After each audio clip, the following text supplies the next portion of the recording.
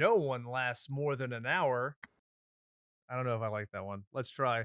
The Dolphin Hotel invites you to stay in any of its stunning rooms, except one, because this is Slashers, a horror movie podcast brought to you by a goon and his goon gala who is entertaining him because the other goon is getting hitched. Not as we speak, because we're both in the wedding, Right. but soon. And as it proximates, he has obligations. Wife, this is your first time doing a video version of the podcast. I know. I'm a little nervous. Why? You're a babe. Because my facial expressions don't hide a whole lot of things. They're very honest. Overt. Yes. Yeah, you have judgment face pretty much anytime I talk about. So my new kick that I've been watching a lot of Godzilla content because King of Monsters is coming out, which I'm excited for. And so I will talk to her about a kaiju profile or something I watched on YouTube, and it's there's like a little tinge in the eyebrow where it's like, I'm so don't give a fuck about the 4 different Rodans. Did you know there was a male and a female Rodan? Talk to me about it. See? That's what I love.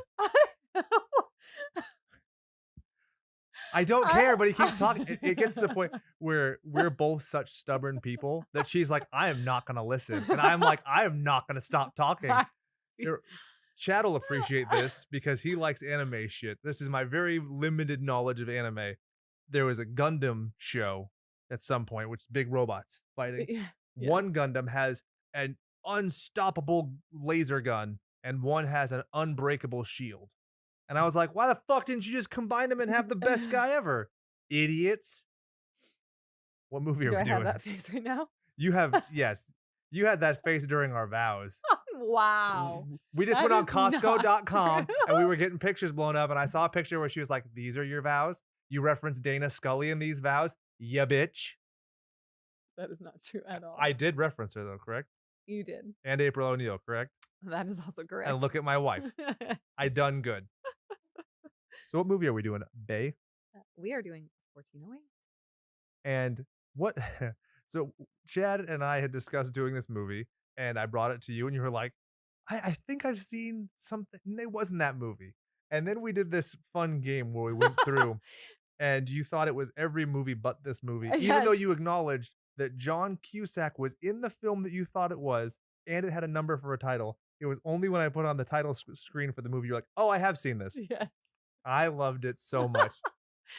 It was like Another testament to my stubbornness. Yeah, you're like, nope, never seen it. What the fuck are you talking about? I've only seen a movie with John Cusack set in a hotel where there's a number for a title. And I'm like, am I missing something? Is vacancy, is that spelled with like an alphanumeric or something? I just kept on picturing like the, I don't know, the door, I guess, and not like the DVD cover where it has like the key and then both of them. So I don't know. I think I'm a very visual person. So I was picturing, obviously incorrectly, but I was picturing the DVD cover and it did not. My memory, I guess, did not serve me well. Service. Well, it's also, the cover is a little bit weird. Chad has brought this up ad nauseum. I don't know if he hates Samuel L. Jackson or what, but Samuel L. Jackson got the same pay as John Cusack to do this film and has top billing, even though he's in it for less than 15 minutes. And so he's half of the cover. Deserved, I think. Oh, for sure. And I feel like his performance absolutely deserved that amount of I completely agree. Compensation. I love his character is the best part. If he was not in this film, I would not like it. I don't know that I would just completely not like it, but I do know that there would be a certain limitation. There has to be a very specific type of person to play that role. So if you've read this is a fun bit of trivia for slashers. When it comes to every Stephen King adaptation we've done so far, I did audiobooks. But for this movie, which started as an audiobook, I actually read the fucking thing. So in the book, novella, 21 pages of goodness, the hotel manager is a short, pudgy white guy who has a nondescript European accent. and then we end up with Samuel L. Jackson. So I mean, I really like the presentation of this character by comparison. The other character is like pudgy and weird. Oh, well, I did not read the DVD or the you were distracting me. I know, I was distracting myself. There's a cricket. Can you hear the cricket? It's Yes. driving me freaking nuts. I'm sorry. For those of you at the podcast, the YouTube, just deal with it. You know? I did not read the book. So I can't imagine a pudgy white guy as the hotel manager. Like Yeah. Samuel L. Jackson nailed it. Yeah, the only criticism I have is his character is consistent throughout. The one kind of thing I liked about Olin in the story was that he has that kind of jovial, oh, I'm good natured, but then there's a darkness when he starts talking about it. Versus Samuel L. Jackson's always kind of serious. But something that John Cusack said in an interview I watched was there's a certain degree of street cred that this room automatically gets by Samuel L. Jackson being afraid of it. Do you agree? Yeah, absolutely. And yeah, I mean, you just take what he has to say seriously. Exactly. He ain't afraid of no motherfucking snakes and no motherfucking flame. Or my favorite bit of ADR Did you say ever. flame? Huh? I think you said flame. No, I said plain. Okay. It's We'll plain. we'll play it black. It's Okay. I'll play it black. Sorry. You said yes. Sorry. Damn it. Best. I was so glad because Chad was like, no. What did I say? Flame? Yes.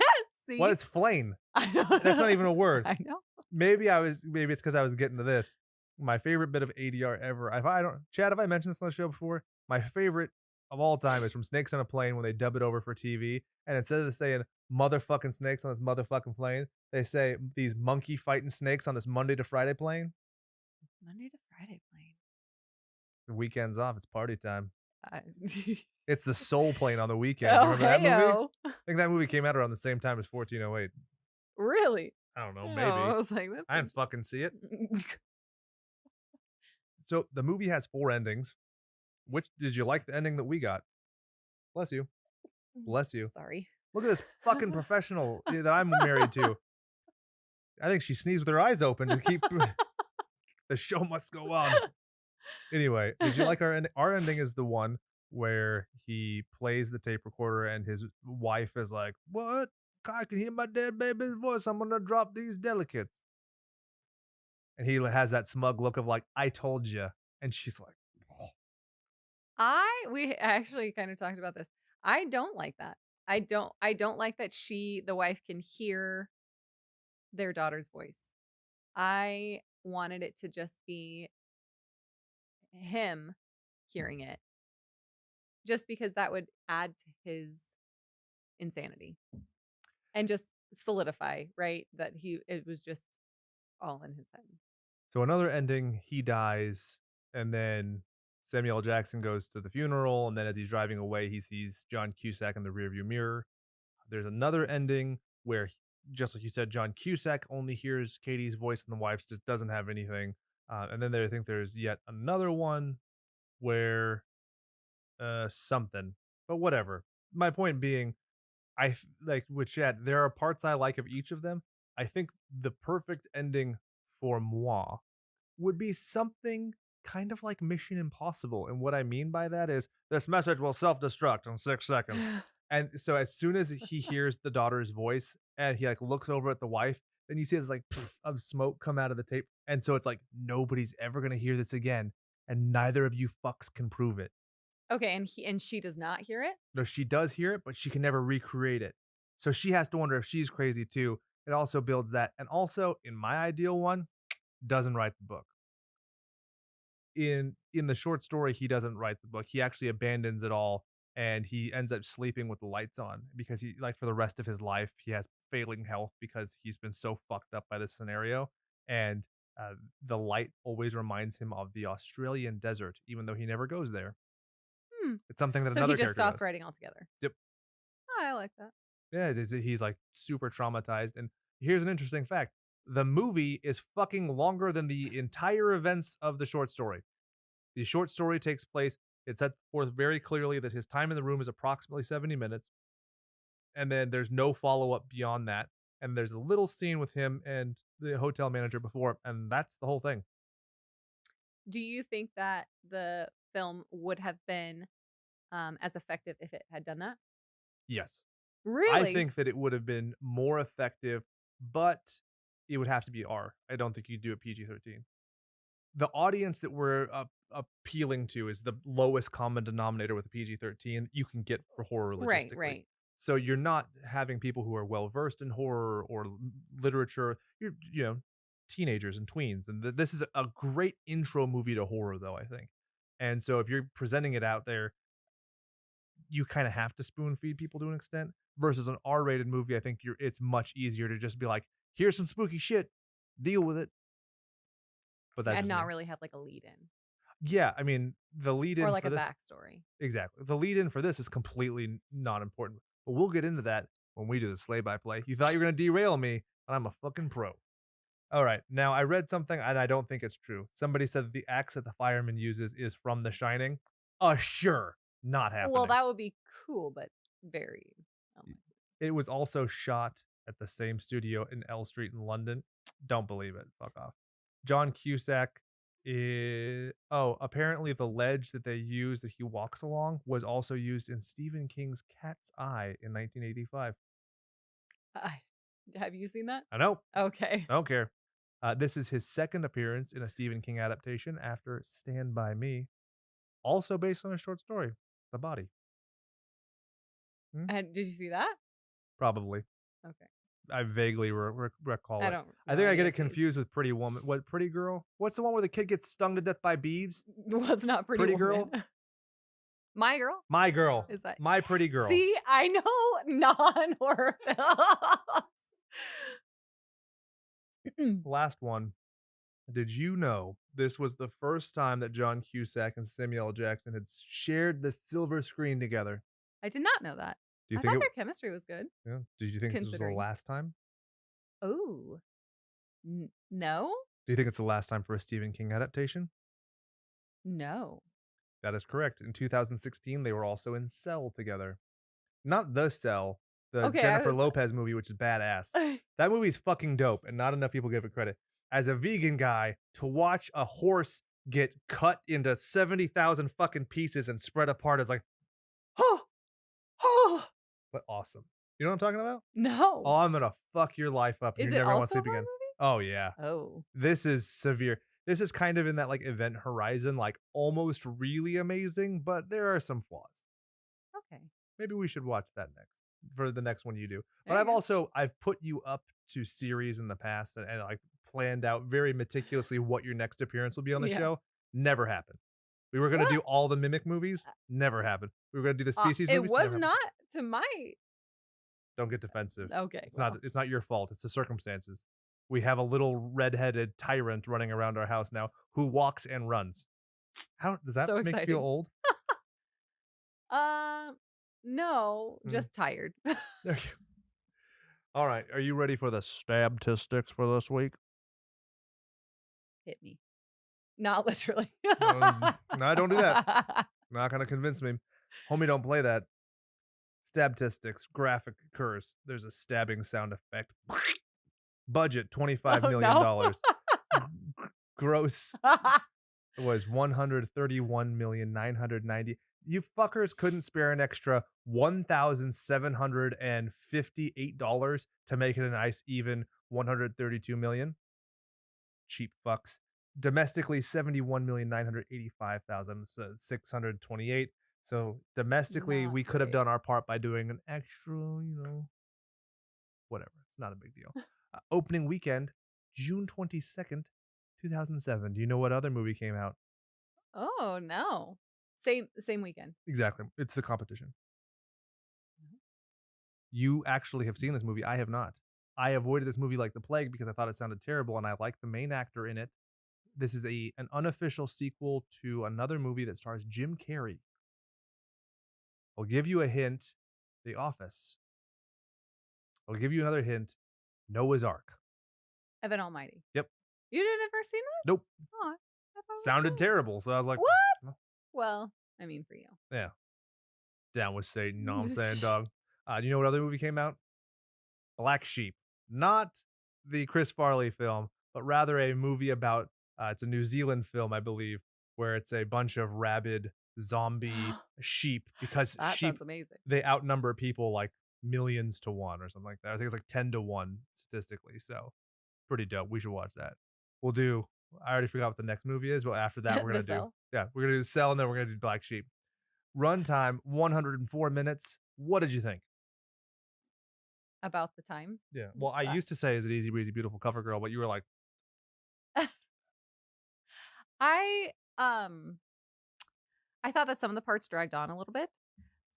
So I thought that it could have been cut, but I also wasn't like, oh God, just just get it over with.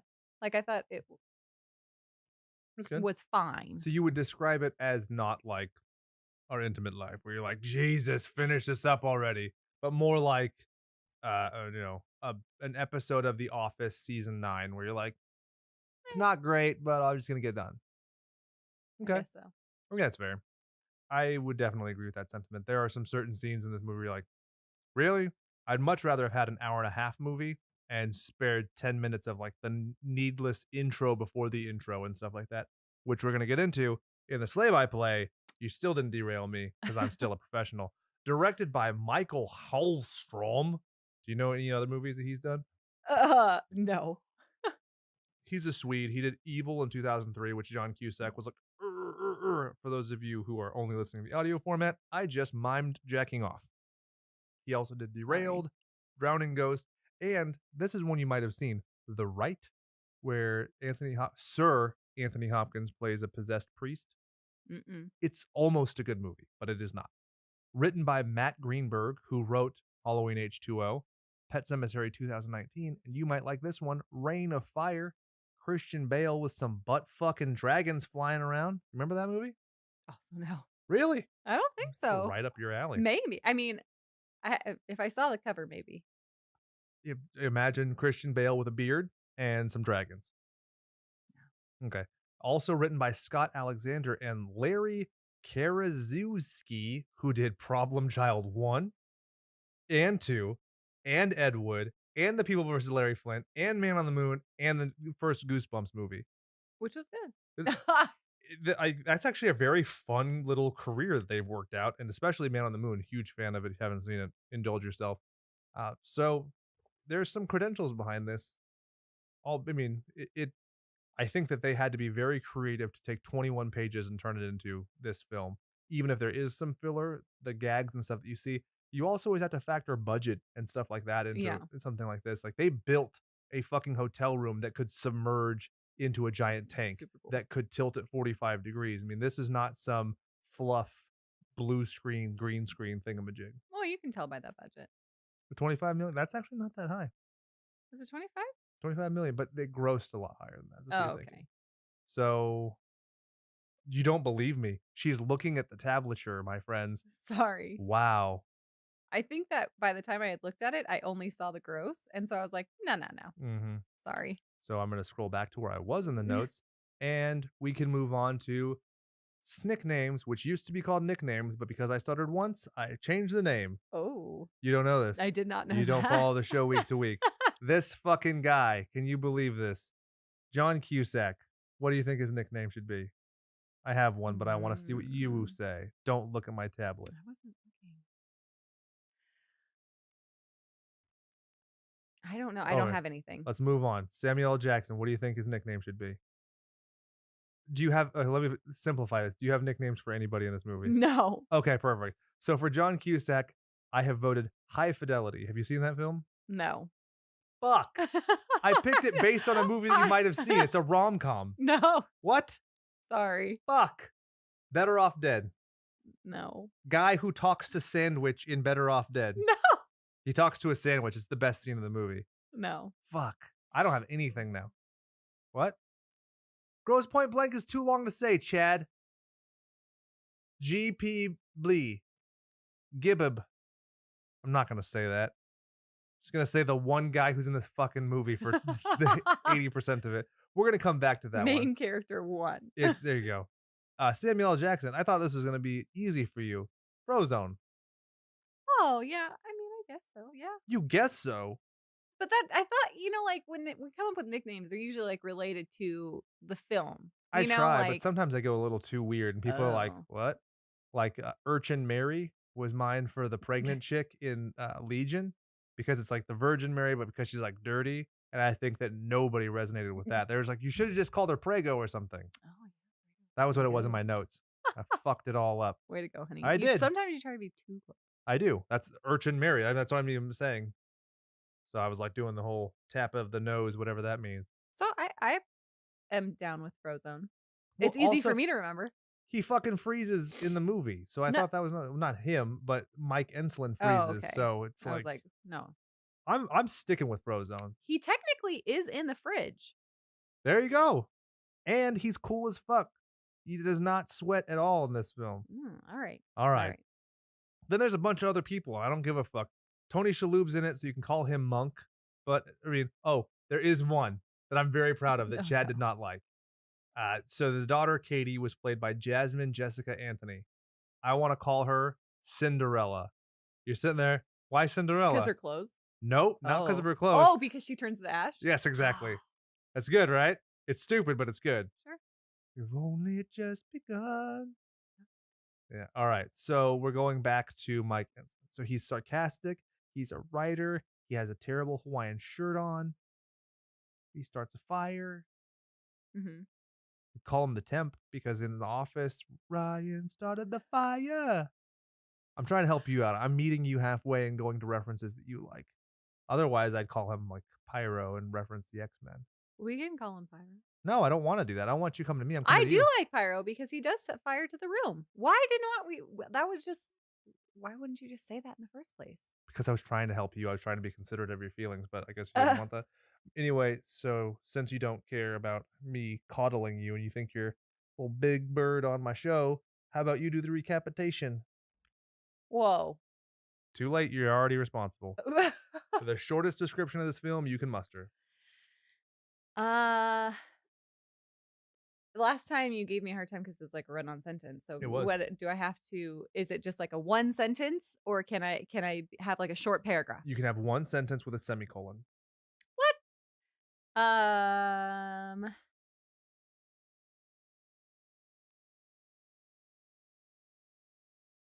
A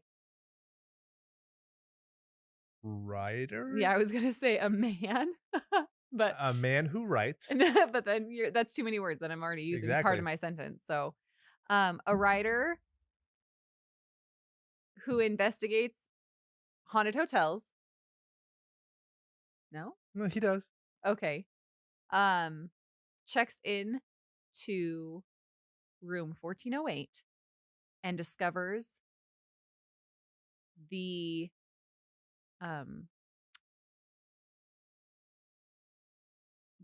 poltergeists. Nope. Specifically not a poltergeist. Oh shit. Specifically What not a is specter it? either. It's a scary fucking room. Remember? That's Oh what yeah, Samuel L. the Jackson room. says. And discovers a haunted room. Yeah. Is that good? It's not haunted, but still, it's fine. Oh, a possessed room. Still not. It's an evil fucking room. Well, I'm not going to say that. Oh, Just in case. okay. Whatever. It was good. It was a valiant effort. Considering I was being antagonistic and I was trying to like puff up my chest. You did a really good job. I love you. Thanks. All right, moving on into the slay by play for the week. Movie starts off. Chad and I flipped the fuck out about this. You didn't care. No, yes. Okay. Mike Enslin is driving. Pyro is driving Thank his car in the rain, wearing a stupid hat, which apparently ties into the fact that he is both a Chicago White Sox and Cubs fan in real life. Fuck off, John Cusack. I don't have time. Too much. He was driving. No one cares about your personal life. Yeah. He drives past the sign, pulls back to the sign. He's looking at a map with a flashlight. Now his headlights are on. There are lights on the sign, but then he shoots a flashlight at the sign to see the sign to change the course of his driving. I hated it. I yelled. I was like, you cannot be serious. And you were just like, No, you didn't yell in the movie. You yelled when we were talking about it later. I yelled. That's a declarative statement that is true. Okay, I did not say I yelled at the time. We will look back. Chad, I don't know if you know this. Chad is also a shorthand court reporter as well, and he types a transcript of these proceedings. Can you go? Okay. Apparently, he wasn't ready, and he hasn't been typing. For every episode you've been on, you haven't been typing? Well, fuck, Chad. What have we been paying you for? We haven't been paying you. Fuck. I'm so sorry. I'll get right on that. Anyway, he ends up my cheeks are hurting. from smiling. Yeah. Is that because you're trying to do like Drop Dead Gorgeous with like the Vaseline teeth and like pageant, or because you actually find me funny? Fuck, I'm there it sorry, goes. you had me at Vaseline. They put Vaseline on their teeth? Yeah, so that your lips don't touch your teeth, so that you keep them pried off. Really? It's an awful I sensation. know that was a terrible Her. face, but that just makes me feel very uncomfortable. And now I need to like clean my teeth because I'm like, oh, that freaks me out. Yep. You know how they got Mr. Ed to speak on the old TV show? The peanut butter. Yeah, Right. that's kind of very similar. Like under the lip sensation, not fun. Good to know. That's coming from a guy who likes peanut butter and is also a horse. You didn't know that? Weird. Anyway, he ends up at the Weeping Beach Inn, and it's just so funny because it's haunted by a lady. It's the Weepy Bitch Inn. Like wow. It's so obvious, and like I don't know if they thought that was the joke or what, but he shows up, he's checking in, and these people are so excited to have him there. And he's like, "Can I just get the fucking room key? Right. I don't care. None of this impresses me." And the lady has this brochure, and she's like, "Look, it's a picture. You could see a lady with a sickle. It was taken in 1985." By a guest. Yeah, but it's funnier now because we're over 10 years after this movie came out. So 1985 is even longer in the rear view, which makes it even more pathetic that she's so excited about it. I loved it, but I also hated this scene because it's completely unnecessary. Really? Yeah, it's unnecessary. I thought that it was kind of like, kind of set up the fact that he's like, all right, look, I deal with people like this all the time. Like every hotel that I go to, I have to deal with some smarmy. For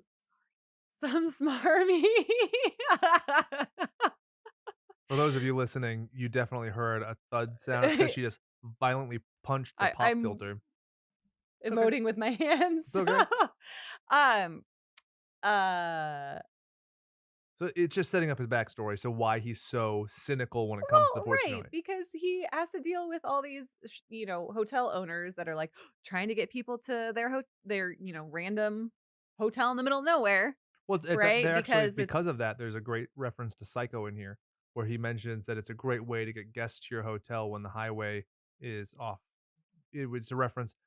The reason that Bates Motel in Psycho is so run down, they expected the highway to be built and it wasn't. Right. So kind of like in Legion. Very similar. Exactly. Gas station. Exactly. Not hotel. But was that good? Is that a good callback? It's a gas station / diner, but I mean, no, you did a great job. So don't like this patronizing pat on the back. Not. It's true. Put her there, kiddo. You're doing great, slugger. So he walks around he's recording his little smarmy stuff. He does like the luminol test and stuff, and where he's checking with the black light and the EMF meter. Oh, right. And he's like checking out the fireplace and seeing if there's anything up there. Yeah. What does he do when he gets into a room every time?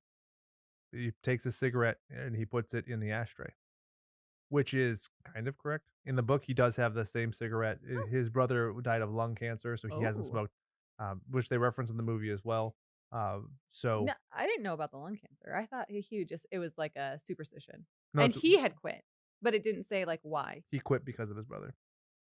Did it say that in the film? So in the film, actually, there's a reference to my brother was eaten by wolves on a Connecticut turnpike, which is actually directly from the story, which I think that's part of why the story is effective in a lot of ways, but I know you can't do it in a visual medium. So we'll get to that. Don't worry. I'm staying on target because I'm a fucking professional. Anyway, there's an orange light in the room, which is like the book. That's all. So he goes from this kind of sad little hotel to a book signing, which is sadder. Yeah, it was. Jesus. It was hilarious. Like when he was walking in and he's like, "Hey, I'm here for the big event." And he's like, "What event?" Or the guy's like, "Cool. Like there's a line over there." And then he's like, "I'm the guy signing the books though." And he holds up this picture. "Oh yeah, I could see the likeness." And then he proceeds to read the description from the paper over the loudspeaker to this very sad, you know, 4 people in the crowd. yeah. No, just in the bookstore, like, not even, like, the crowd specifically. Well, yeah. But then, you see him talking to 4 people. And one of them asked the most generic question, "What's the scariest place you've ever been in?" And you could Never tell heard he's that one snarky as fuck. before. Exactly. Then some other questions, and he talks about having the EMF meter, his technology, and he says he wants to believe, and he says, regarding ghosts, "I've never seen one, but they're awfully convenient when the interstate moves from the hotel." So that's the psycho Right, right. reference. And he talks about how I like the idea that he talks about wanting to see one. That's very much like how I feel about religion. It's like I would love the comfort of believing in God and preordained everything. Like that's very reassuring. I just don't believe in it, and I think that's almost worse. And I think it's kind of similar here, where he's like, I'm giving every opportunity for a ghost to show itself to me, and it just hasn't done it. So it makes the reveal a little bit more so because he's proving himself right each time he does. The EMF meter never gets anything. Mhm. So it's not just that he's cynical, it's like I've tested it. So it's cool. You And so why do you think that he's, like, searching for these ghosts? So in the book, it's just something that kind of comes to him conveniently. Similarly, he was a talented writer that's kind of, according to the hotel manager, has kind of squandered his potential, and that's what happens in this as well. Right, because you see, like, one of the people in the book signing comes to him with his first book that they really liked and was more like, based on what he says. It's not based on a true story, but I feel like it is based on his own life. Yep, Um, the and long road home. and she really liked it, and anyone that he comes across seems to really enjoy the book. Um, so, you know. Yeah, it just comes out of convenience. In the short story, he does a series of these books, and this he does it, and it seems out of necessity, and it's just he has no presuppositions that this is anything more than just fluff that's paying the bills, which I very Really? much appreciate. So you don't feel like he started doing this, like, in search for, like, an answer Oh, of, because his like, daughter? something beyond, right. In the book, I have no recollection of his daughter having passed in the book. Yeah, and it's weird because I read somebody else online make reference to it, and he does talk about having an estranged wife who bought him the lucky Hawaiian shirt that he's wearing, but maybe I just skimmed over it because I'm a bit of a speed reader, but I don't remember anything about a dead daughter. So that's one of the things where I kind of like the idea, especially because he's so nihilistic in this. I like the idea that it's not that he's looking, that almost he's looking with the sense of, I'm going to prove that it doesn't exist. I'm going to prove that the ghost stories that my wife was telling this dying girl were wrong. And I'm going to be able to live a life of leisure because of it. Because, I mean, he lives in California. He's still able to surf. He seems to have a relatively carefree existence that's funded by these stupid little trips to hotels. Well, you think that he's just, like, this carefree guy? Because I feel like he is like a tortured soul. Like, he is depressed, and he has moved, like, he has taken himself as far away from New York, right, as possible. So he moved to the other side of the country. Like, he's kind of living with very little, right? Going surfing, has an old car, even though I'm sure with the money that he makes from the books that he could afford more. Well, I'm But talking he about his just lifestyle being carefree, not him. I think that he has a lifestyle that it's born of necessity because he is a tortured soul. I think that that is a very fair statement. okay. But why are you being skeptical? If you already fucked up, you're not going to want to like a more stressful. He's not going to go to medical school and become a neurosurgeon, right? Right, but you are saying, like, "Oh, he's just leading this life of leisure," when I don't feel like that he is doing it just to be, like, relaxed. I think that he's doing it because he just cannot handle. I think we're both saying the same thing. I think that he has a lifestyle that's leisurely because he can't handle the stress because he's on a precipice of doom and dismay. He's this tortured, wounded little bird, and that's why Lily comes back and she's like, "Oh, it's okay that you left me and you said you was going to buy cigarettes. I'll take care of you 9 years later." Anyway, moving on. Uh-huh, uh-huh. They go to the beach. He goes surfing.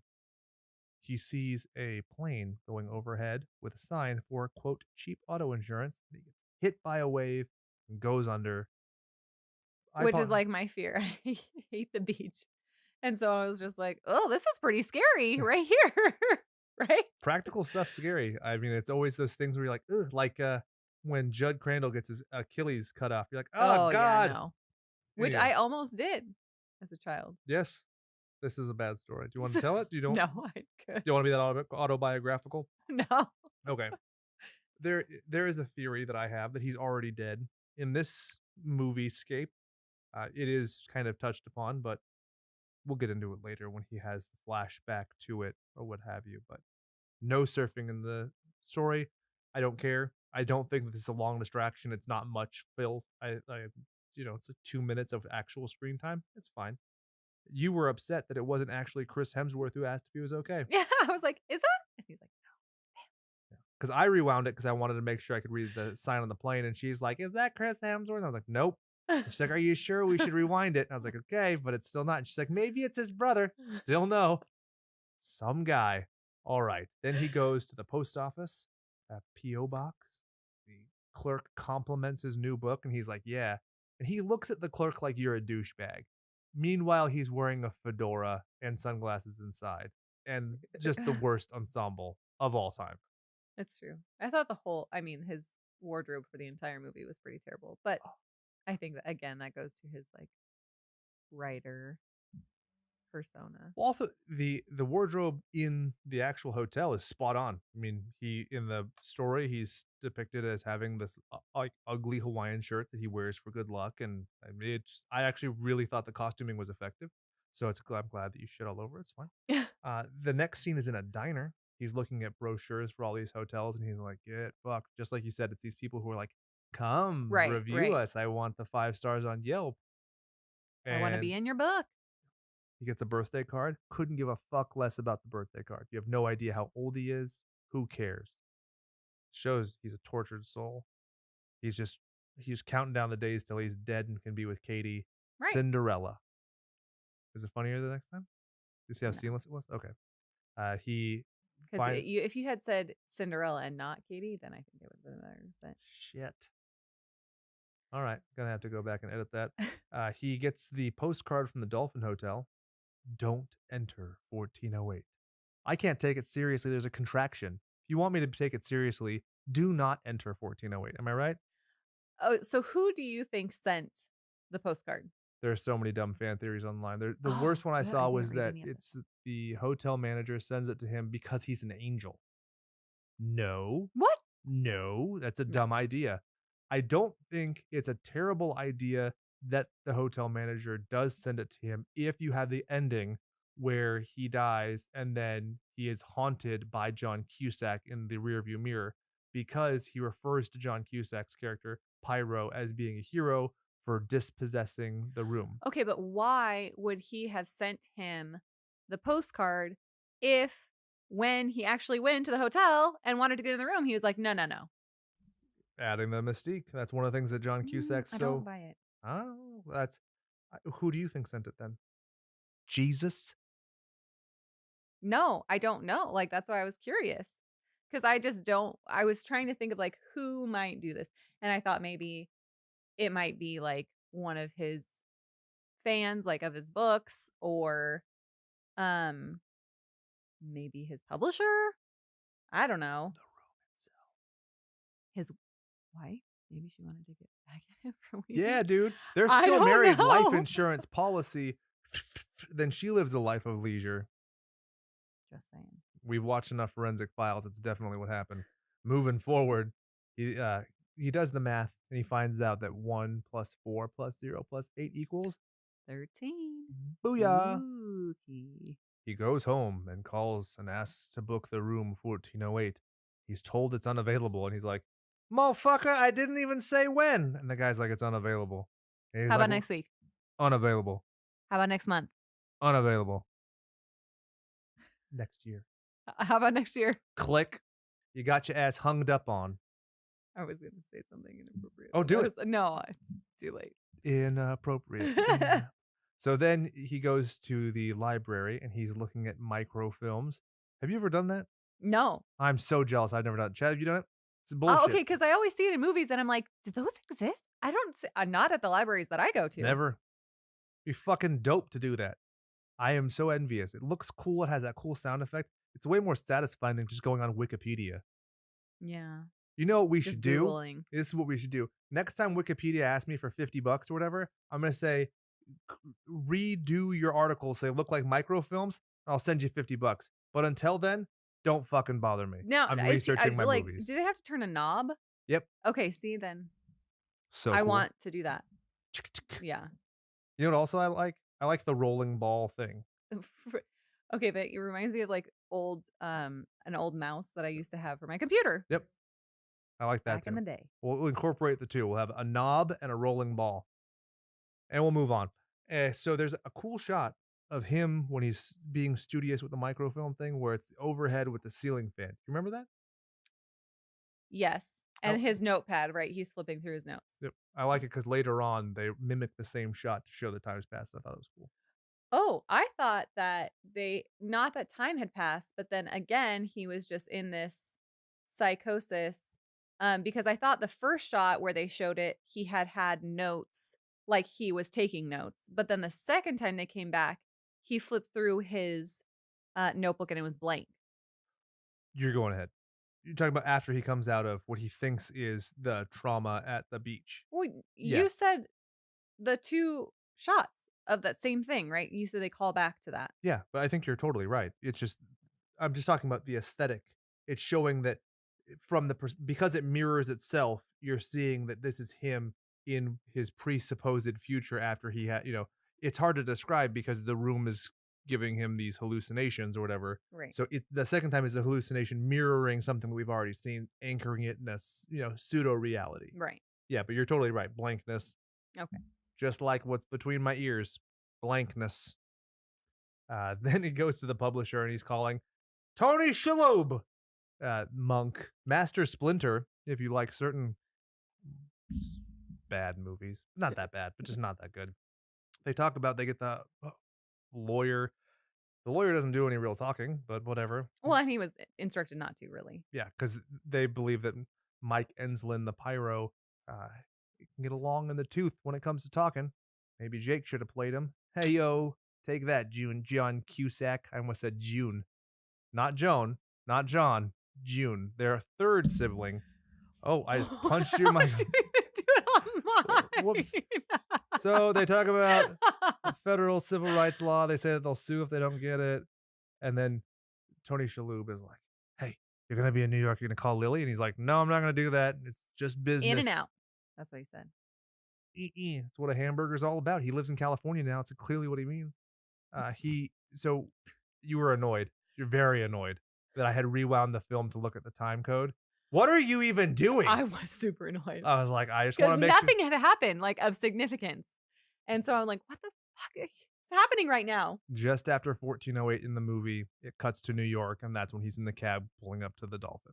Yeah, but like nothing like, ooh, that was cool. It's fun trivia, okay? People would be like, oh my God, 1408, it's so good. Because there's trivia. Well, it would have been great if there was something happening, but there was not.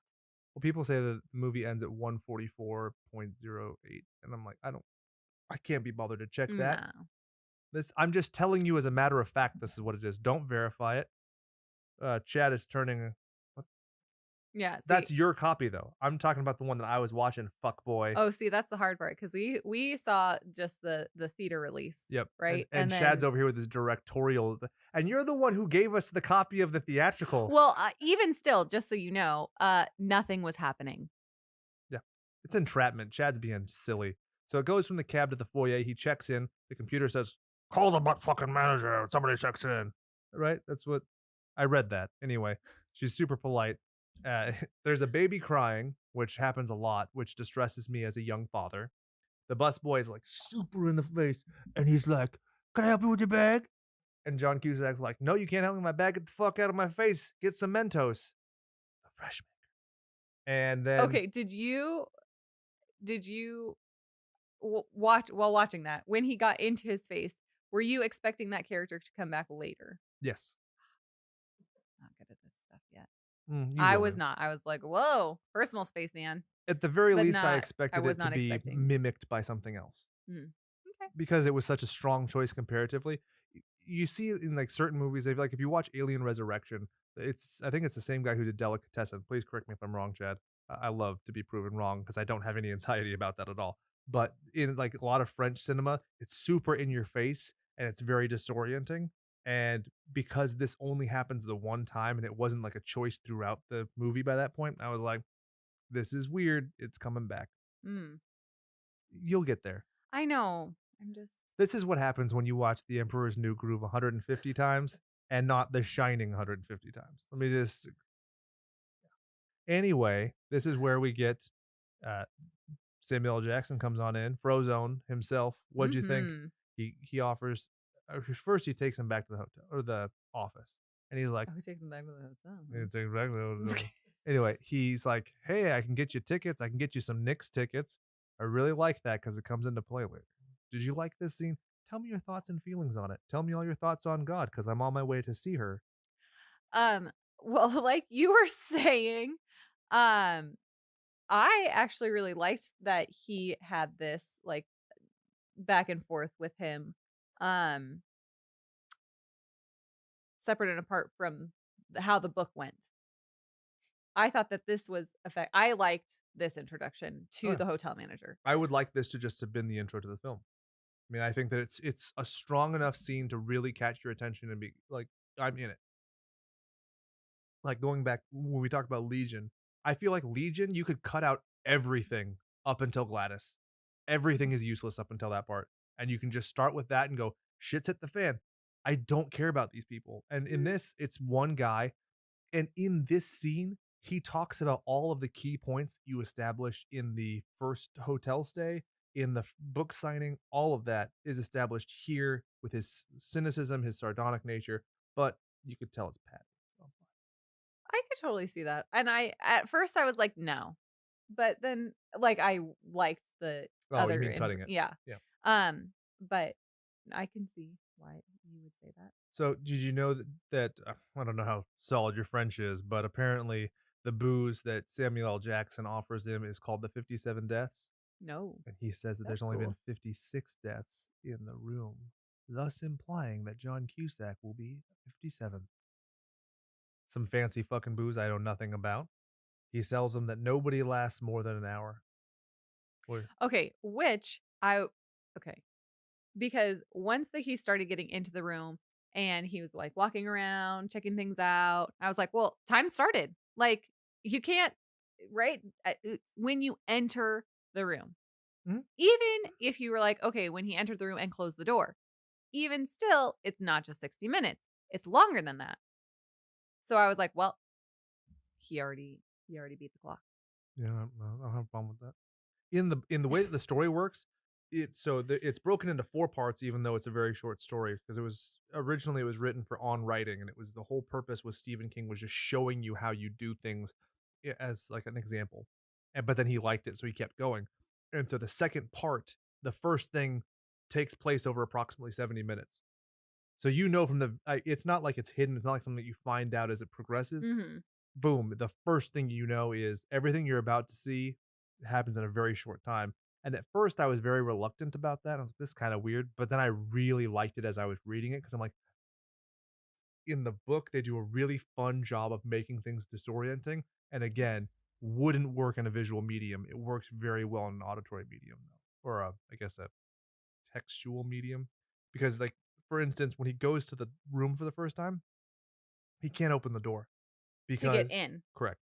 Because the door is slanted. But then he's like, the door isn't slanted. And then the door is slanted. And then he gets into the room. And then all of the pictures end up being crooked, but they're not crooked. And these are things that would just become tedious to us. But you see that mimicry over and over again. The trickle down, it really works very effectively. Chad and I were talking about this. I think that the Stephen King stuff based on short stories, 100% badass compared to the long stuff where they're cutting out stuff like fucking space turtles and children fucking. That's it. That's why I haven't read it. I'm not gonna. I probably will. Chad's reserved. Chad has the number of times that Chad's been like, I'm doing that episode. I wonder if Brian's having an identity crisis. He's like, what if I want to do that episode? Because I am the captain of this ship and I will not miss a single episode. But Brian can miss as many as he wants because Chad's doing it. We'll probably do it. That stupid movie's coming out. It's fine. There was a naked old lady in the trailer. Didn't they just come out with Yeah, but it was the first half. one? Oh. And so I'm going to lose credit with some people, but I didn't see it. Why didn't I see it? Because I'm a crazy completionist. And I'm a crazy completionist, so I wanted to watch them both at once. It's the same reason in our household, we haven't watched Game of Thrones beyond season 1 because I was just going to watch it all at once. And then all you fucks out there were like, 8 seasons sucks so bad. Guess who's not ever watching it? This family up top. I don't know. I have the summer off, so This is bullshit. While I'm out there slaving, you're going to be watching Daenerys get gangbanged by some guys with makeup on. That happens, right? Chad's watched it. Chad's watched everything, though. You watched the Supergirl show on CW, I'm sure. Hey, You don't watch this. What? Since when? Who are you? The idea that you would sit at home and watch a Supergirl TV show instead of rewatching The Emperor's New Groove every single day baffles my mind. okay, I was feeling sick because since you brought it up, like I watch it so many times. I was feeling sick yesterday, and I literally watched it. I think two times, maybe 2.5 times. I believe it. And this is one of the great things. I have bought it for you. We have DVD, we have Blu-ray, and you watch it on Netflix. Only. It's awesome. Because it's so much more convenient. And if I'm already feeling sick, I don't want to walk all the way over to the DVD player. Naturally. Put it in. 4 steps. You got so frustrated with the playback with dealing with your Xbox just watching this film. Could you imagine if I was sick and having to no, too much. Well, that's weird. The recording froze, but then it kept going. That's terrifying. I don't know if that's going to be a problem or not. We'll find out. Oh, that sucks. Anyway, moving on. He says that no one lasts more than an hour. He talks about that 4 people died under his watch at the hotel, and that since then he forbade anybody from, staying there. And it doesn't have a magnetic card. It has a key because technology doesn't work inside. That happens in the story. Very effective. It's simple. A nice little trail. I like the reveal of the 22 quote unquote natural deaths. That also happens Yeah, I in the thought book. that was good too. Yeah, because why would they ever report on that? Right, exactly. It's not sensational. So he offers. My favorite part is Yeah, that I'm about to. oh damn it. Go for it. Okay, No, okay. do it. You do it. So probably the whole. I'm sorry, I was really excited. The whole film was he's like giving him all these reasons. He gives him the booze, and he's like, "Oh, thanks." And then He he's gives like, him a book of all the stuff that's happened and said you can use it. "Right, We'll take stay in pictures this in another office. room. Right, there's another room that looks exactly the same. No one's ever gonna know." Takes the booze, takes the folder, and then he's like, "So can I have the key?" And he's like, "Damn it! Damn it to hell!" So good. It was the best. I was like, "Oh." And this is why I love Frozone. Frozone rules in this movie. And I had a theory when I was reading the story that like the booze that he gives Mike was just laced. If it was, LSD or something like that, it's totally fine. In the story? What did you As I read it in the story. Oh, which I okay. liked because So you came to that conclusion yourself Correct. while reading the story, but in the movie, he comes to that conclusion. correct. Okay. He kind of thinks about it in the story, but he immediately rules it out. Versus in the movie, he's kind of questioning it, but then he immediately keeps drinking. So I liked it. It's a nice nod to something that I was suspicious of, so it's cool. So, and then he lets him have the book anyway, which I thought was interesting. Even though he does the damn it to hell. Yeah. And so they go up, and as they're going to the elevator, the hellevator, I guess, if you want to call it that, right? 'Cause it takes them to hell. He says, "Oh yeah," he starts transcribing, or not transcribing. He starts dictating into his mini quarter that blah blah hotel manager is trying to say spooky shit about Spectre. And he's like, "So I didn't say that. You're misquoting me." And I appreciate that as a guy who gets misquoted fucking daily. And I am always like, da, da, da, da, da, da, da. And then Should see our arguments. oh, it's so good. Obnoxious. Yeah. And we have a live-in court reporter when Chad's not here. Apparently Chad's not doing his fucking job. Whatever. That's neither here nor there. Yeah. He's like, okay, then what do you call it? If it's not a phantom, it's not a specter, it's not this. He says, it's an evil fucking room. And I love it. It's like Dr. Loomis being like, he's just fucking evil. Michael Myers is just evil. He's not some fat kid who was abused. Nothing like that. I just like things that are bad to be bad. And this is perfect for me. Do you agree? I like that as well. It's not as convenient and simple as people died here and their ghosts are hanging out. It's more. It's an entity. It's kind of like, you know, if you remember the film The Haunting, it's that house is a creature, you know? Or because I've seen that. Event Horizon. I know you've seen that. Yes. The spaceship is alive. It's Yes, a I living did see that. organism. Booyah. So, oh, there's an interesting difference in the book or the movie from the book. When they're going up the elevator, he talks about how one of the housemaids went blind in the room. That does happen in the story. But She stabs her eyes out? no. Oh. After about a half hour, her sight regains and she's fine. Oh. In this, she stabs her eyes out. Much more cinematic. So I thought that was fine. Yes. Turning it up to 11. Then one last time, he asks about the Knicks tickets, which is kind of funny. And then at this point, Samuel L. Jackson's just like, I've had enough of your shit. Presses the button and the doors close as John Cusack's about to turn back and say something else that's smarmy. Love it. I love it. You know how much I love doing this. If somebody wants to have power over you, this is life pro tip. Somebody wants to have power over you, don't say the last word. Don't give them the satisfaction of the struggle. Just be like, you don't matter to me. Because you can see the pain on John Cusack's face. You're like, oh, wait, I have to go talk to the scary room now? You're not going to be here anymore? Love it. What do you think? I did not take as much satisfaction in that as you did, clearly. Well, it was good. Because in the story and the film, you know, he says, this is as close as I get to that room unless I have to, and he stays at the elevator. Right. But in this, with the door closing and him looking back, that's his last lifeline. Like, he has nowhere else to go. Now he has to confront this thing that's been built up. I like it. Right. And then he's walking the halls and he looks at the pictures, right? But he gets so disoriented that he walks the entire perimeter and comes back to the elevator. It's the same elevator. He goes all the way around to it because he's been looking at the book and he's so distracted. He's so in his own head. I don't think I realized that. Yeah, it's very nicely disorienting. So when he gets back to the room, because I was like, okay, because you go to like big hotels and they kind of like wrap around and like there's multiple elevators. So I thought that was just the case. But I like the fact that he's wrapped around and now it's the same elevator. And now the manager is not there, right? Exactly. And so this is where you see, quote, my brother was eaten by wolves in the Connecticut Turnpike. And what's interesting is this is splattered with a little bit of blood. On the pages, right. Which is something that one of the prior guests had said.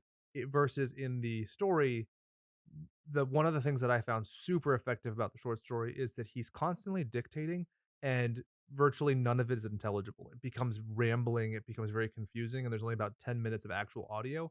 I really like that, but I can definitely see why they wouldn't do that in the film because it just becomes dismissive and kind of disengaging because it's just in his head. When you're reading it from his, this perspective and point by point with no kind of omniscience and you're really confronted with it, it works really well. Like when he says these random things in turns of phrase like that, and then as he says it out loud, he's like, no, my brother died of lung cancer. Like, I know that's not true. And then it comes back later. It's cool. Highly recommend the read. Very brief. Then we go back to this door. He unlocks it, and you can see the mechanism from inside. What'd you think of that? I was just going to ask you, like, why do you think they did that?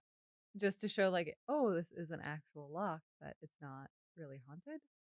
Like, that it's not like a trick lock. I think they did it because they show the mechanism so that when he tries to pick the lock later with his letter opener, you know that he's trying to effectuate just clicking that latch over.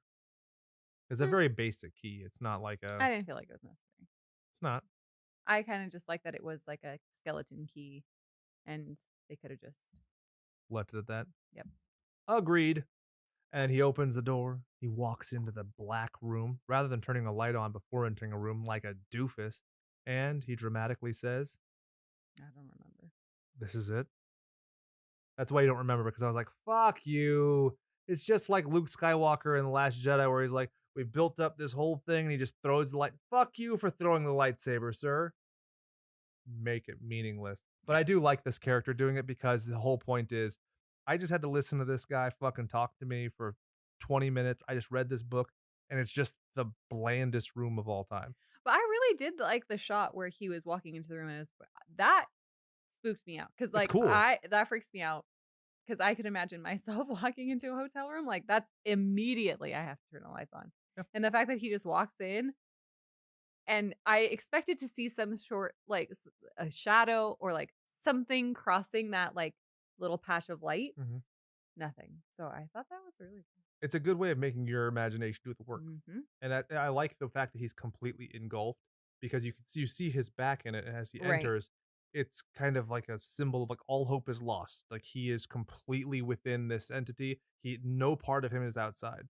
I But it like made me feel like also like uncomfortable. I just don't like walking in the dark. I'm not going to stub my toe for fucking anybody. So he is going through the banality of the room. He checks and it's $8 for beer nuts. This room really is evil. Did you like that joke? I thought it was good. The thermostat's not working immediately. He talks about the banality of evil in describing the room.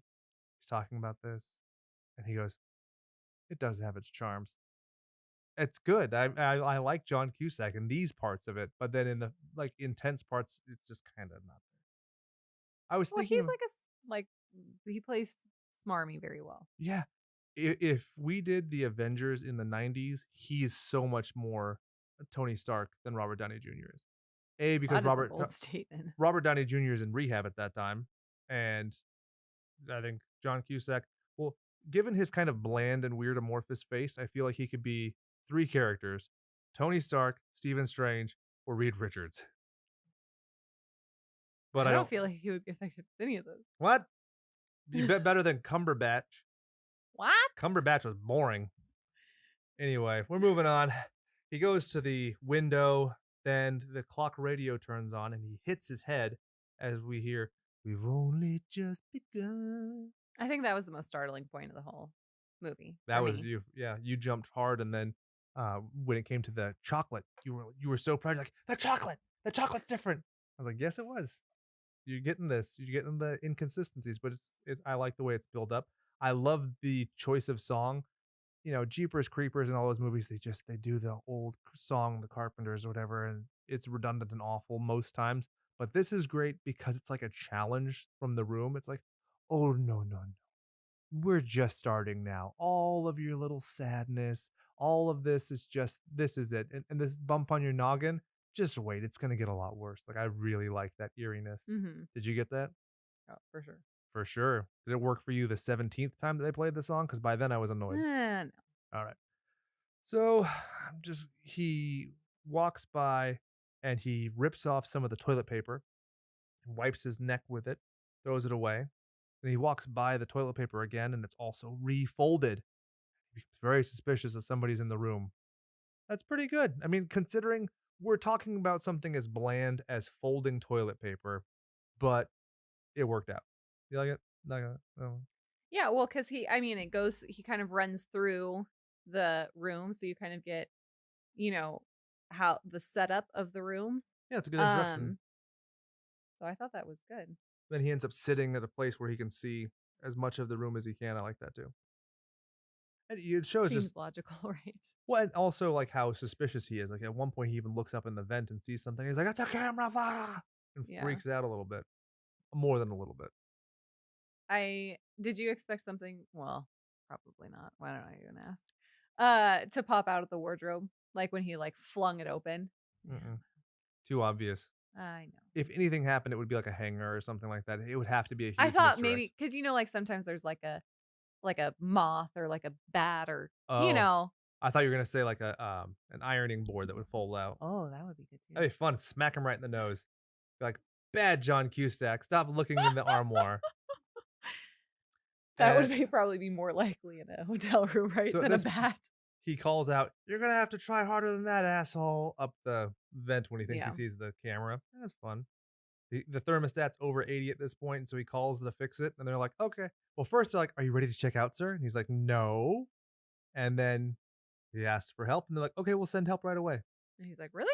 Yeah, I love that. It's just like, wait, okay, you're calling my bluff? Fine. I like that the thermostat plays over and over again. It's a nice little bit Because also my favorite character in the movie, second to Samuel L. Jackson, is the gentleman who is the technician. The actor's name, of course, obviously, is Isaiah Whitlock Jr. I knew that. I didn't have to look at my notes. I just did for redundancy's sake. Did you have anything to say about that? I liked because he refused to go in the room, right? So he comes up to help fix the thermostat, and he's like, "So are you gonna come in, or are you just gonna stand at the door?" He's He's like, like, "No, I I ain't do going in not this room. go in this room." Yeah. And so he's like, "Any idiot can fix it." Like, that's great. He's like, just take it off, tap the little mercury, and then it'll fix itself.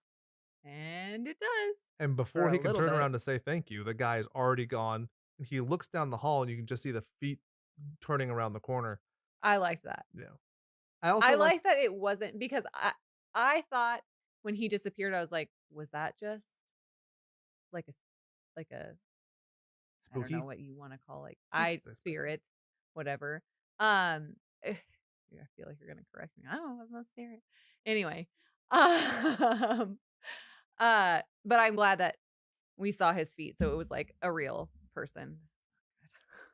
Yeah, you're left-handed, so I the know. pop filter's on the left side. Sorry. What we can do, I'll just flip it like that. Ain't no thing, girl. There we go. I take care of you. But I also like the fact that And you did it too, so I can't really. for I'm not sure, really I hit these things all the time. One thing I like is you never really see him interact with a person that you can prove exists. What? I like to think, because you never see the engineer outside of this room, I like to really think that he never talked to another person. That this is Okay, just so like what I was saying. sure. Well, I thought that it made him real. The fact that you could see his feet. So you're saying that he is not real. I like to think that he's not. I think it's spookier if he's not. The idea that like this room fabricated this idea that there is help, because there's a certain degree of people referring to hell. If it's just constant suffering, it becomes bland. Well, he even mentions like the 7 levels of. Exactly. And so one of the ways to make hell truly torturous is to give people hope and then to deflate it. So in this scenario, he thinks he has a lifeline of people he can rely on, and then he never gets help, and he's just left alone until he gets firefighter help. I mean, what do those guys ever do for anybody? He drinks more booze. He throws chocolate. The radio plays It's Only Just Begun, and it flashes to 60 minutes, and it's the final Countdown. Yeah, it's good times. All right, and also that applies to you, Brian, who is not here. It's for your wedding. Whatever. There's an awful pitch sound that really fucked with my ears and made me frustrated. It's good. It's very effective. And then when he goes to the window and he opens it, he looks outside. There's no sound. It's dumb, but I like it. I think it's good. I was frustrated because I'm like, okay, I get like, okay, the room is screwing with him, right? He can't hear anything. He goes, like, looks out. He sees a police car, right, with its sirens on, or its lights on. So you assume that there's supposed to be a siren and he can't hear anything. And so I'm like, all right, well, so when does his hearing come back? Like, is it back? Is it not back? And then he starts hearing things again. Which I like. I like the fact that it's something that's very simple that you could interpret if you have a brain like mine, where you're just like constantly questioning everything. And I made something way bigger out of what is literally just an editor going mute. I mean, that's all it is. But you're like, is it the room? Is it just is there even an outside that I'm seeing?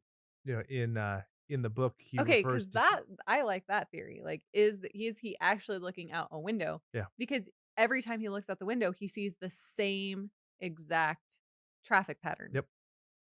Exactly. That's why I don't think it's real. I like those. And in the short story, he refers to hearing like a saxophonist, and the saxophone ends up sounding completely different than the way it should. And I think that's why they did the pitchy thing. Interesting. Which we'll go into this, because we're talking about the window. You really seemed to pop for him looking across the way and seeing the other fella. Himself. Spoilers. Jesus. Do you want to tell people about this scene? I liked it. I really thought that was. Describe it for the people. I went Closer to the mic. She's such a good sport, guys. Thanks, babe.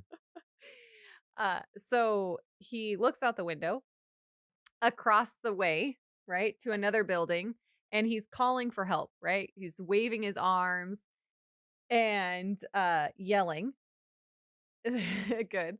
And then he dances a little bit.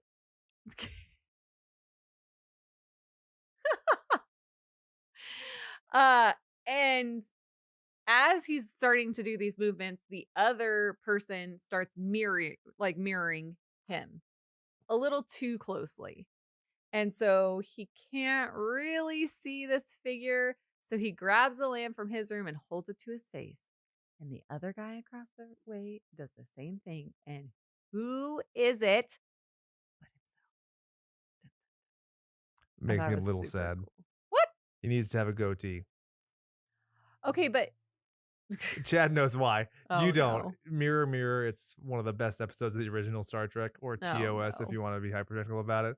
I have a Spock Mirror, Mirror fun. That's one of like the 3 Funko Pops that I own because I love that so much. Because the evil version has a goatee. Oh. So I see. I would have liked that, but it's fine. Fuck what I It want. was kind of like an evil version of himself though, because it was like even more dark and like moody. And he was smoking. Know? Smoking is bad, kids. He was wearing and all he black. was wearing black. Yep. Beat you. I don't actually beat my wife. Just want to make that clear. Moving on. The phone, checking it. And this is hard. So my notes, I mean, I kind of don't want to go through the notes like we generally do for the chronological order of Slay by Play, just because it sounds trite when you're just like, oh, and then this happened, and this little thing happened, and this little thing happened. So just see the fucking movie, then come enjoy it with us, and we'll talk about weird shit continues to happen, but it consistently ramps up, right? Right. So do you want to just go through like your favorite parts of the... Sure, I think that's actually a lot more fun. He goes up into the vent. Yeah, that wasn't my favorite. That's not that great. But I do like the way that, so there's the spooky guy who's like dusty, and there's some cockroaches, and the spooky guy grabs his leg and he kicks him in the jaw and it falls off, and then he kicks him in the head and it caves in. That's fun. It's kind of cool. Reminds me of, like, The Mummy and stuff. It reminds me of I think Doug Jones played that guy. Who's the little dude in the Hocus Pocus who cuts open his mouth? You remember that? Oh yeah. Whatever his name. Fuck it, who cares? I did like in the vent when he looks down in the other room and he finds out. Yep, there you go. He finds out that the baby who's been crying in the room next door is Katie, Cinderella. He sees his wife and he hears himself saying, "I'm going out to buy some cigarettes." You remember that? That was good. That was way more effective than fucking cockroaches. I watched Fear Factor, bitch. Unless he's eating the cockroaches, not impressed. What'd you think of the melting phone? Ugh. Looked like white chocolate. I was like, what was he saying? Anyway, whatever. Yeah. Didn't like that. I did like the mini fridge or the mini bar scene. I just kind of wish that Samuel L. Jackson's voice was a higher pitch, like the Indian in the cupboard. Little. Hey, I thought I told you not to go in that room. But I like the to your point. I like the part where he's fighting with the like snacks in there. Right. That was the most effective for me because it was like, okay, you see, it's just the room, like it's just the fridge, and this is all in his mind, and he is just in a plain old hotel room. Yep. So I thought that was really. I do too. I like the fact that, and they do it kind of effectively in the story and in this. There are times where you're ping-ponging back and forth where you're like, is it just him? Is it the room? And the movie obviously goes pretty far in the weeds when it comes to showing the destruction that the room ends up going through. But I think that it's cool. I kind of wish that before the fire there was more of the, because he wakes up on the floor and everything's normal again. I wish there were more flashes back to that so that you can really show like he doesn't know what's happening. But it wasn't bad. Okay, sorry. Before you go on, don't ever apologize. Do you feel like he enjoyed filming that scene with like destroying the fridge? Like, I sincerely hope so. Because I can just imagine I imagine him being as excited as Chip Gaines. Be like, I get to smash all this stuff. And the director's like, yeah, I'm Swedish. I don't know if this is the accent I'm supposed to have, but just crush everything. Is that what Swedes sound like? Chad's Sure. sure of it. Chad's also a linguist, for those of you who don't know, aside from being a certified shorthand reporter. Multi-talented. Yes, he is. That's why we pay him the big bucks. All right. So, did you like the whole thing with the dad in the wheelchair and the No. boring? Doesn't work for me. Yeah, no, I don't. And I didn't like what he said. Just muttering to himself. Yeah. Wasn't clear. There was no tiebacks. I get that it's alluding that in the long road home that there's a paternal relationship. So Okay, this that is was that's the only connection that I liked. Or I was like, oh, because he was like, no, it's not true. And I'm like, okay, well, clearly it's true. exactly. So That was yeah. it. And the wall. Oh, did you like the bleeding wall? I didn't because it didn't look like blood. Yeah, and when he touched it, it was like bluish purple, which I mean, I Like a get that. Merlot. I don't know. I've No. never had it in Merlot. It looked reddish, purpley. Whatever. Yeah, I don't know. Not like horror movie blood, I guess, that I'm used to. Yeah. So I was like, meh. But I think because I had seen the movie, I was like, okay, I know this is just gonna burst. Yep. So I'm like, this is kind of boring. Wasn't effective. Did you My like the whole? favorite. Oh, good. I was just gonna move on. Yeah. My favorite part of one of my favorite parts, I guess, of the room was when it was snowy and icy in the room. I thought that it looked really cool. And yeah, I don't know. I liked it. I mean, I really like when people fuck around with negative space, and I think that making the room completely white, Yeah. it, I don't know, it's completely desaturating it. It makes it look very odd. I really enjoy that as well. His acting is a little bit. It's hard. It's always hard to do cold because it's like so Right. Right. whatever. Uh, I actually am surprised at how much I liked the ledge scene in this compared to when I'd Ooh, seen it yeah, that was before. a good one. So he just crawls out on the ledge and he keeps sliding over to try to get to room 1410. And then it pans out and you see that the only two windows on this building are his His. room. Yeah. And then when he comes back in the room, the big payoff is when he looks at the map Yep. and then there's no map of other rooms. It's Yep. all black. That's what really did it. I like the you are here. And it's just one. Just space. one little tiny little square. That's right. Yep. Isolated. It reminds me of Chad will know this. Max Payne. There's a level where you play in like this weird hellscape where you're walking on trails of blood and blackness. It's not good. It's actually quite annoying, and I died many times playing it, but it reminded me of this. Uh, so he gets on Skype, which is actually Yahoo video chat with his estranged wife, and she's like, "We're not even divorced. Are we divorced? I don't know." Blah blah blah blah blah. A lot of expository information. He's like, "Oh, you got to call the cops." Did you like that the room that has like a different video of him saying, "You have to come to me and save me. I love you so much." Blah blah. A super cheap effect, but Yeah. arguably effective. I don't know. I think for me, if I was the wife, I would have been like, no, hell no. Sorry about it. You left. Yeah. Like, Go buy some cigarettes, fuck boy. yeah. So I don't know. For me, I would have been like, nope.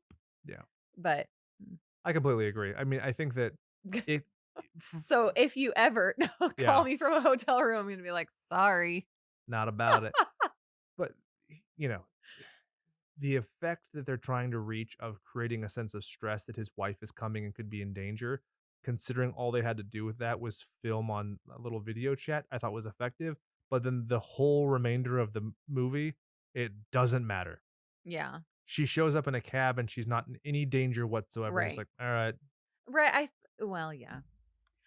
I'm glad though that they didn't have that. Like they didn't add more. Like it was just made the movie longer and it's Oh, yeah. like while that would have been more suspenseful in ways, I just feel like it wasn't meant for that movie. Like for this movie. That's very fair. Yeah. Because then it's not her. Yeah. No. Did you like the blank Bible? Yeah. Pretty good. Did you like him winking in the movie? Like the film to the the picture wife? in picture? Yeah. When he's like looking at himself being like, I got you, bitch. And then wink. Yep. Mischievous winking, I'm a big fan of. Anyway, from the Bible, it cuts to the daughter talking about why her Bible's purple, and you find out that she was terminally ill and she died, and the mom was religious and he wasn't, and that shows. Like, it's cool. I don't care. Like, it doesn't add anything really to it. The idea of him being cynical or disbelieving or agnostic or anything. It doesn't really pertain to what's happening. That kind of removes me from it. But again, it's harmless filler. It doesn't anything where I felt betrayed or like my time was wasted. I just feel like I didn't necessarily gain anything out of it. Did I you? could see that. I did kind of feel like that was one of the parts where I was like, Okay, I'm come glad I on. saying it out loud as the father to a daughter and everything. I'm like, I know I'm supposed to feel like a degree of sympathy here, but I was just kind of like, mas rapido, por favor, no gusto, la película. I think that's right. Anyway, the room gets frosty, like you said, -2 degrees, blah blah. Oh yeah, the after your little frosty room, after the laptop was destroyed by the sprinklers, it turns back on, and it's Lily, and she's like, "Where are you?" The cops went into room 1408, and it was empty. I like that. It reminds me of, like, the twist where it's like, "The call's coming from inside the house." Sick. Alright. That's the winking. Oh, yeah. In, the painting, there's a woman breastfeeding a kid in the background. That's actually not far off from the book. In the book, there's a lady who bleeds out both of her nipples as she's honking them at him. Unsettling. That's weird. Yeah. Well, but okay, so in the movie, that's one of the effects where I was like, well, this is kind of cheesy because it reminded me of the pictures in the Haunted Mansion at Disneyland. And so I'm like, I've seen this. This is boring. And so, but the picture that you were talking about, like at first she's in the background, right? But then once the room really gets going, right, she comes to the forefront with the dead is now a dead child, Yeah, right? And everyone's like it's like looking on in super horror. blue. It looks like it's some kind of weird alien creature, yeah. The dead kid is, like, super Right, blue, yeah. right. But do you feel like that was No. okay? It's dumb. There we And then, go. like, the hunt where the dogs turn on the people and you hear dogs barking. Sick. I'm looking at a static image with a, sound effect. Awesome. Then you got the boat. You're like, all right, how long until the water? Come on, it's gonna happen. And then the water shoots out of the painting. Did you like that? I did. I liked that because I was like, "Oh, that would be fun to film." And I was like, "Do you think that he did his own stunt?" Yeah. No. So he wakes up on the beach just like he did earlier after getting bombarded with water. And he ends up in the hospital, and Lily's there, and she's like, "What's up, baby? Nothing happened." And he's like, "Oh, I thought I was in New York, blah blah." And she's like, "No." And so they go to dinner. Could the movie have ended there for you? Um, yeah, it wouldn't have offended my sensibilities at all. Especially if they showed something to represent that he had like lingering doubt or fear or something to show like he was manic or some kind of like post traumatic stress from the event. I think that's fine. Okay. But if it was just like, "Oh, I'm fine now," that was weird. Right, I wouldn't right. like that. Okay. What about you? Would you have felt ripped off? No, that's why I was like, after watching that, I felt like there were multiple endings in this movie. I'm like, "Oh, is this it? Is this it?" And then, Yeah. One thing I thought was funny is when he sees the lady who jumps out the window in the restaurant. mhm. It reminded me so much of Dorothy in The Wizard of Oz. "And you were there, and you were there." I was like, "Get the fuck out of here, John Cusack." And then he starts writing the book, and it's like it's writing itself. I really Yeah, hated because it. I hated like his posture, and he was just like tick, tick, tick, tick, tick, tick, tick, tick, tick, tick, and like super hunched over, and I'm like, oh, do I look like that when I'm typing on a computer? Yes, I you hope do. not. I mean, what? No, you look great every time. Ah, so I really hated at the end when he's like, the wife's like, "I've never known you to write so fast." She's like, "I've already written this book." Get fucked, Groundhog's Day. Nobody cares.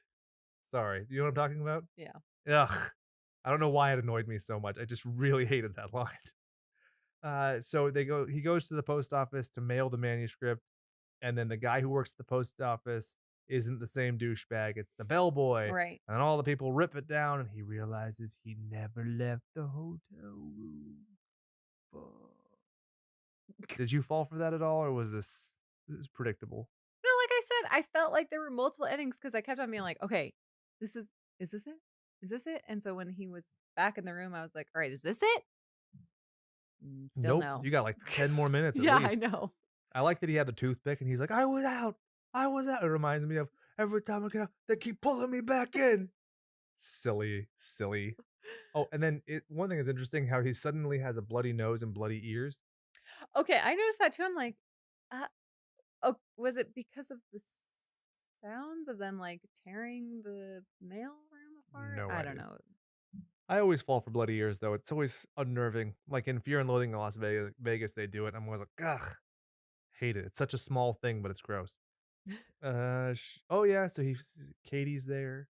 She walks across bloody feet. I guess maybe it's Cinderella. Sorry, Christ-like. Cinderella.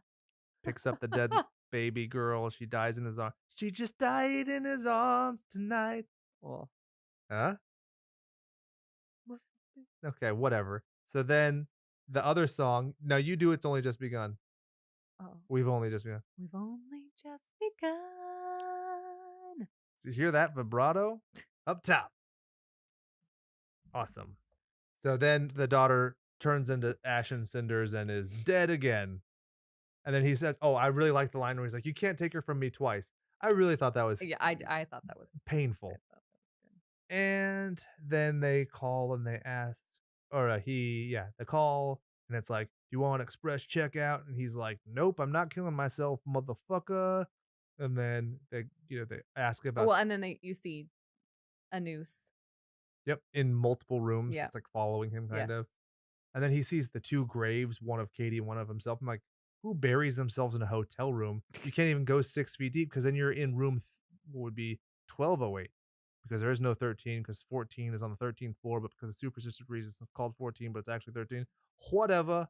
And then the hotel room calls him and is like, "Your wife's gonna be back in 5 minutes. Melty, melty. I look like white chocolate." Yeah. Blech.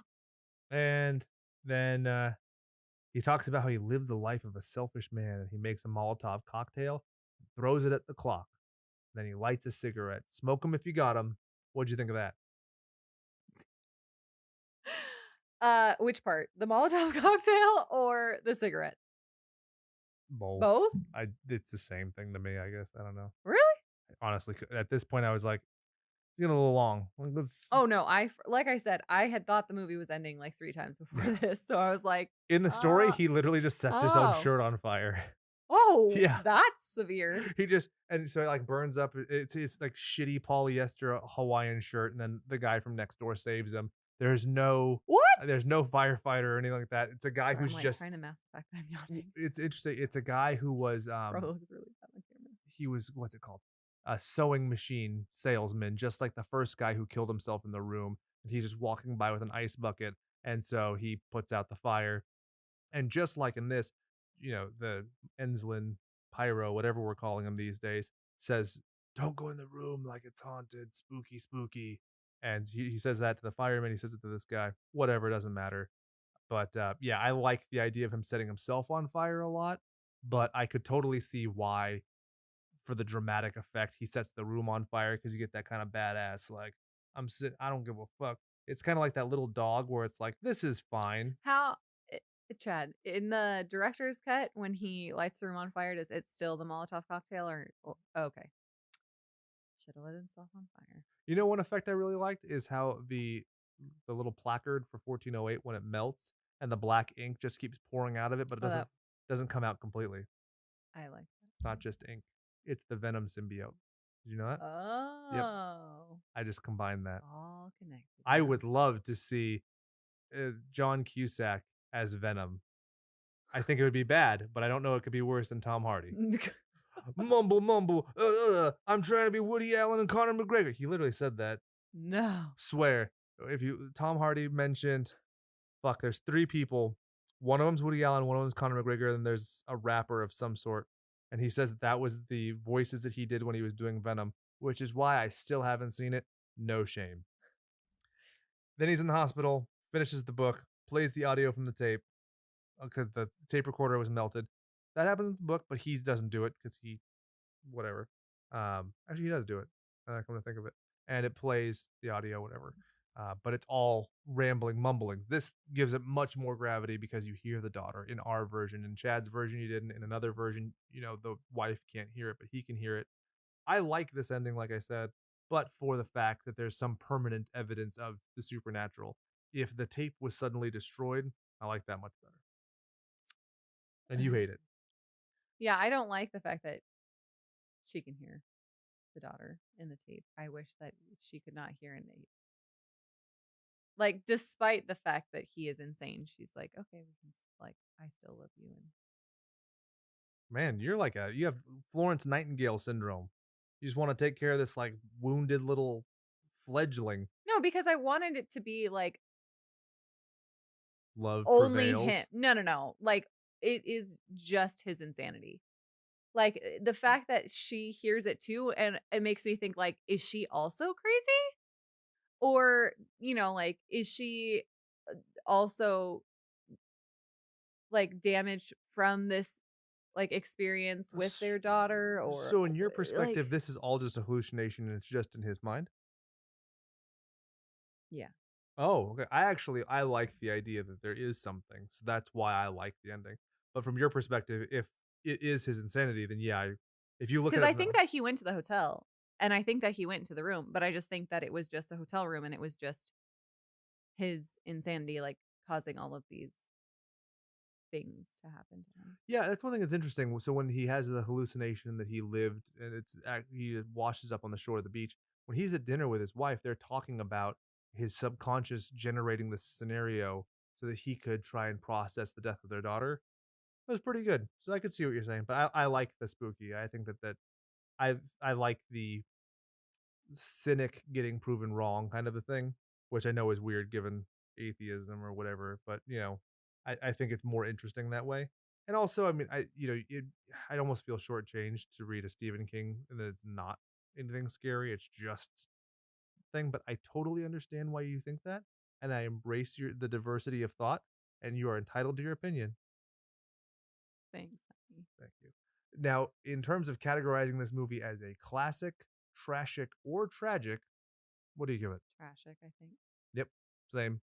Feel like a rated R version of this could be a total classic, but this is just like, I never feel woeful. I never feel like too invested in any of the characters. I never feel like anybody's in real danger. And just like if you're hallucinating, there's nothing that says that the guy with the claw hammer, which we never even talked about, couldn't rip his fucking face off and have this horrific scene, and then it's just in his head. That's one of the cool things about like, I think that also like looking at shows like Legion and some of the ways that they do like kind of artful insanity now, you could probably do this movie a much more inventive way beyond just some visual gags and a slanted floor. I agree. Any closing thoughts? Um, I was just thinking about something about the ending, but then Which ending? There's you like babbled 17 of them, on am I right? and um uh we who had just talked previously about like if I had heard as a mother, if I had heard the daughter's voice in the recording, I would go crazy. And I would spend like then I would spend the rest of my life either trying to like hear her voice again, like if spirits or whatever are real, like if he actually heard this and experienced their daughter again, like I would go to seances or whatever, like fortune tellers, and try and get that. Absolutely. I think that's a great point. And I think that's one of the things that I like. Why, in my ideal ending, she hears it, but she can't prove that she heard it. So it's just this rambling, like almost zombified state of trying to prove it or recreate it, or it's lightning in a bottle. Like you Hmm. can't get it back. But in this, I mean, if you have the audio of your daughter who's dead and you can prove, I mean, yeah, I don't know. You could take it to a lot of places and show and blah, blah, blah. Maybe like a brief little snippet of something where they're trying to get somebody to listen to them. They're like, who's to say that wasn't recorded when she was alive? And just people disbelieving it. Or no one else. That'd be nice. I like that too. And it's just that Cinderella has been haunting them. Booyah, I got the name right. Finally. The end of the episode, an hour Hopefully. and 34 minutes in.